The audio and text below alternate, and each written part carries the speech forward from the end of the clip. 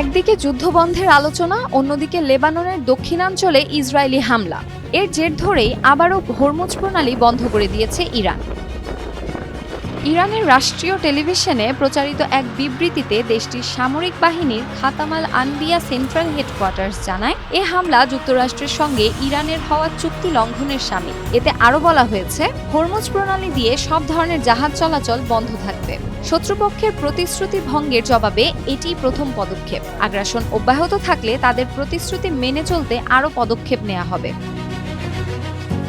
গত ২৮ ফেব্রুয়ারি যুক্তরাষ্ট্র ও ইসরায়েলের ইরানে যৌথ আগ্রাসন শুরুর পর হরমুজ প্রণালী দিয়ে জাহাজ চলাচল কার্যত বন্ধ করে দেয় তেহরান। সম্প্রতি যুক্তরাষ্ট্র ও ইরান সমঝোতা চুক্তি সম্পন্ন হলে প্রণালীটি আবার খুলে দেওয়া হয়। লেবাননের রাষ্ট্রীয় বার্তা সংস্থা এনএনএ জানিয়েছে, যুদ্ধবিরতি কার্যকর হওয়ার পর শুক্রবার রাত থেকে শনিবার সকাল পর্যন্ত দক্ষিণ লেবাননের নাবাতিয়েহ অঞ্চলে ইসরায়েলি যুদ্ধবিমান ও ড্রোন একাধিক হামলা চালায়। এতে আবাসিক ভবন ও বাড়িঘর ধ্বংস হয়। একই সঙ্গে ভোরের আগে ইসরায়েলি গোলন্দাজ বাহিনী নাবাতিয়েহ ও তার আশেপাশের এলাকায় গোলাবর্ষণ করে। এসব হামলায় অন্তত ৫ জন নিহত হন। যদিও ইসরায়েল ও হিজবুল্লাহ উভয় পক্ষই শুক্রবার যুদ্ধবিরতিতে সম্মতি হয়েছিল, যুক্তরাষ্ট্রের মধ্যস্থতায় বিকেল ৪টা থেকে তা কার্যকর হয়। তবু যুদ্ধবিরতির শর্ত বাস্তবায়ন নিয়ে দুপক্ষের মধ্যে আস্থার সংকট স্পষ্ট হয়ে উঠেছে।